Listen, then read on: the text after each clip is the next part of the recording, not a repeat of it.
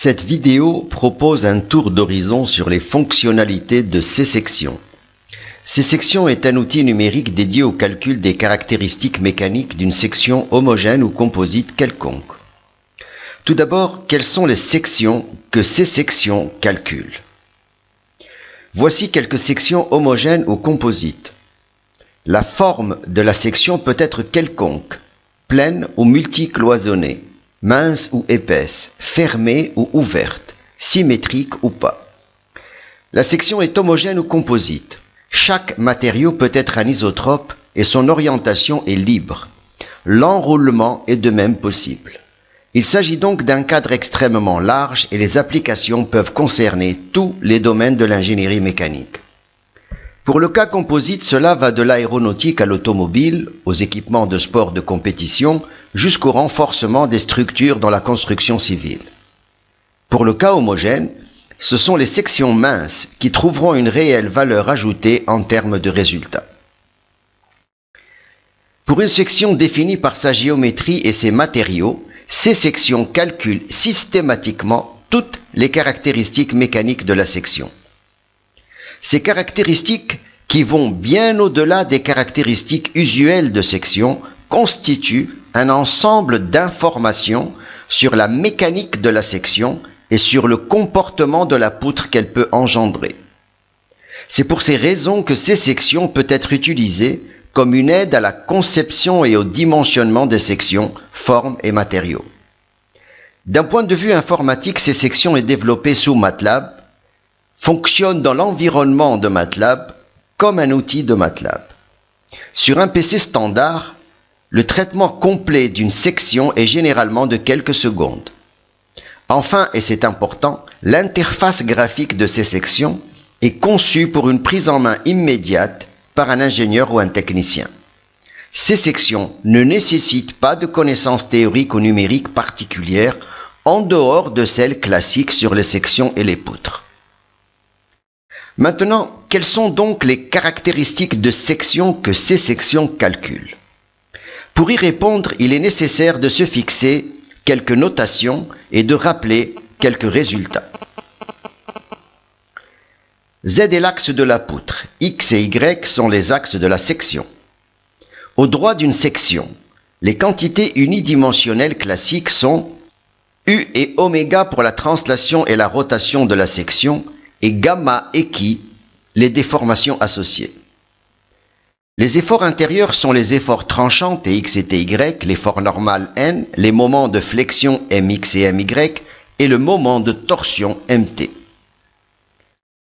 La loi de comportement unidimensionnel est donnée par la matrice 6,6 qui relie les efforts intérieurs aux déformations. Il s'agit ici de la matrice de rigidité. Pour le cas particulier d'une section homogène isotrope et symétrique par rapport aux axes X et Y, cette matrice serait diagonale.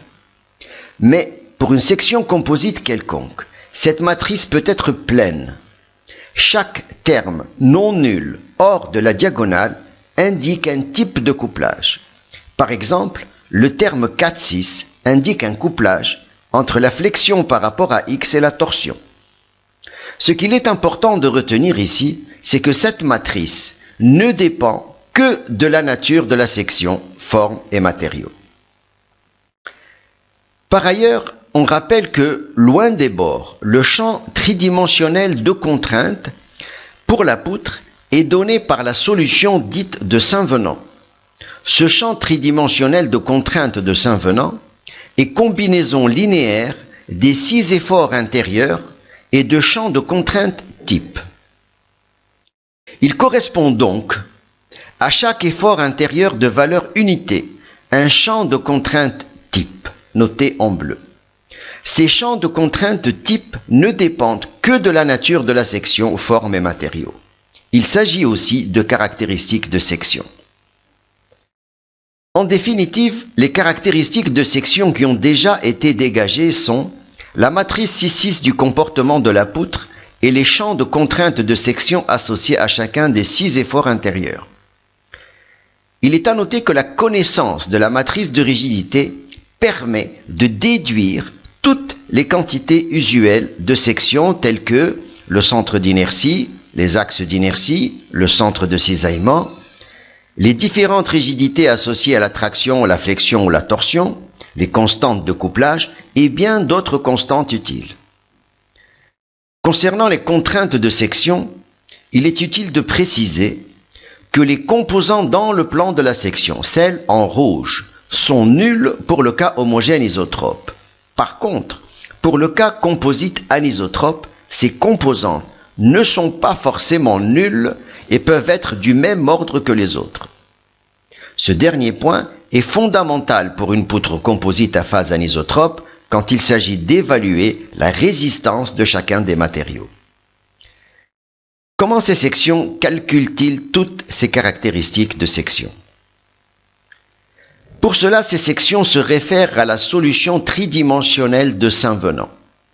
La solution tridimensionnelle de Saint-Venant est cette fameuse solution qui, pour une poutre, représente la solution tridimensionnelle exacte loin des bords. La solution de Saint-Venant dont on parle ici n'est pas celle originelle correspondant au cas homogène isotrope et due à Saint-Venant, mais celle étendue au cas composite à phase anisotrope et à un chargement uniforme latéral et qui est due à Yezan. Parce qu'elle représente la solution exacte dans la zone intérieure de la poutre, la solution de Saint-Venant témoigne nécessairement du comportement réel de la section, c'est-à-dire de sa nature physique, forme et matériaux. D'un point de vue mathématique, l'exploitation de la solution tridimensionnelle de Saint-Venant permet d'extraire plusieurs caractéristiques mécaniques de la section.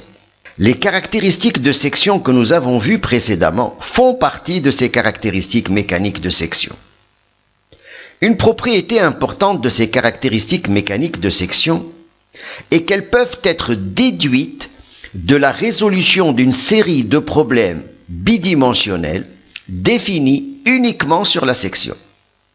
C'est cette série de problèmes bidimensionnels posés sur la section que ces sections résolvent. Leur résolution, qui est assurée par éléments finis bidimensionnels, est libre de toutes les hypothèses simplificatrices généralement consenties pour les poutres. À propos de ces hypothèses simplificatrices, il est important de souligner que dans la solution de Saint-Venant, la section est naturellement libre de se déformer. Et il est d'ailleurs possible d'extraire de la solution de Saint-Venant les effets Poisson et les gauchissements associés à chacun des 6 efforts intérieurs. Ces déformations de section, effets Poisson et gauchissement, sont encore des caractéristiques de la section. Ainsi, pour résumer, les caractéristiques mécaniques de section extraites de la solution tridimensionnelle de Saint-Venant et que ces sections calculent de manière systématique sont la matrice 6,6 de la loi de comportement de poutre, les contraintes de section et les déformations de section. Pour une section donnée, ces sections assurent leur calcul de manière systématique par élément fini 2D, libre de toutes les hypothèses classiques des poutres. Comme application de ces sections, la suite de la vidéo présente 2 cas de section calculés par ces sections, une section homogène et une section composite. La première section est homogène isotrope et sa forme est un U épais. L'image de gauche présente la géométrie de la section et son maillage, les centres et axes d'inertie, ainsi que la position du centre de cisaillement. La table de droite précise les valeurs des constantes usuelles de section et celle du bas, la matrice de rigidité associée au comportement de la poutre. Cette section étant uniquement symétrique par rapport à Y, la matrice indique comme attendu un couplage entre l'effort tranchant Tx et le moment de torsion Mt. Cette diapositive donne à titre d'exemple quelques champs de contraintes de section. À gauche, le champ de contrainte axiale sigma ZZ associé au moment de flexion autour de X. Au milieu, les cisaillements associés à l'effort tranchant Ty. Et à droite, les cisaillements associés au moment de torsion Mt. Il est en fait possible d'afficher pour chacun des 6 efforts intérieurs le champ de contrainte de chacune des composantes du tenseur contrainte. Mais passons aux déformations de section. Cette diapositive présente en haut les effets Poisson associés à l'effort normal et aux 2 moments de flexion, et en bas, les gauchissements associés aux 2 efforts tranchants et au moment de torsion. Voilà donc toutes les caractéristiques mécaniques de section que ces sections a calculées pour cette section en U. Passons maintenant au cas de la section composite. Il s'agit d'une section stratifiée, à symétrie miroir, dont les couches d'épaisseur identiques sont isotropes transverses. La table de droite donne les constantes usuelles et la table du bas donne la matrice 6,6 de rigidité associée au comportement de la poutre. Comme attendu, cette section stratifiée présente uniquement 2 types de couplage. Ils sont indiqués par les 2 termes non nuls hors de la diagonale.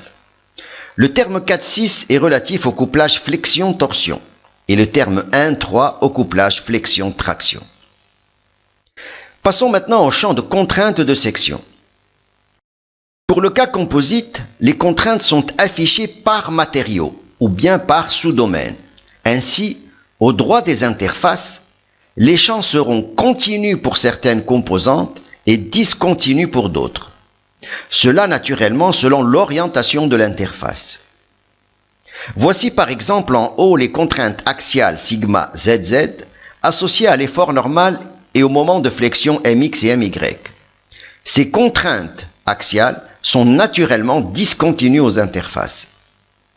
Les 2 figures du bas sont relatives à l'effort tranchant selon Y, pour lequel on donne la distribution des cisaillements sigma YZ et des contraintes axiales sigma ZZ. On notera que, comme attendu, les cisaillements sigma YZ apparaissent continus aux interfaces et nuls aux extrémités. Ce résultat sur les cisaillements pour une section stratifiée est éloquent quant à la qualité des contraintes fournies par ces sections. On notera par ailleurs que contrairement au cas homogène isotrope, l'effort tranchant a généré pour cette section composite des contraintes axiales sigma ZZ non nulles. Enfin, il est présenté en bas à droite la distribution du cisaillement associé au moment de torsion. Il est évidemment possible d'afficher pour chacun des 6 efforts intérieurs le champ de contrainte de chacune des composantes du tenseur contrainte. Mais passons aux déformations de section. Cette diapositive indique, contrairement au cas homogène isotrope, que tous les efforts intérieurs contribuent aux effets Poisson et au gauchissement. On notera ici la complexité des déformations de section pour ce cas composite. Pour conclure, on retiendra que pour une section quelconque, ces sections fournissent de manière systématique les caractéristiques mécaniques de la section. Caractéristiques dont le calcul est fait de manière exacte, libre de toutes les hypothèses classiques des poutres. Ces caractéristiques constituent un ensemble d'informations sur la mécanique de la section et sur le comportement de la poutre qu'elle peut engendrer. C'est pour ces raisons que ces sections peuvent être utilisées comme une aide à la conception des sections, formes et matériaux.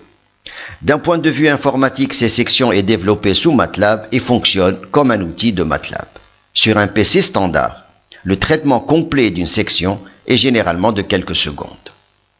Enfin, l'interface graphique de ces sections est conçue pour une prise en main immédiate par un ingénieur ou un technicien et ne nécessite pas de connaissances théoriques ou numériques particulières en dehors des calculs classiques des sections et des poutres. Ceci termine la présentation de ces sections.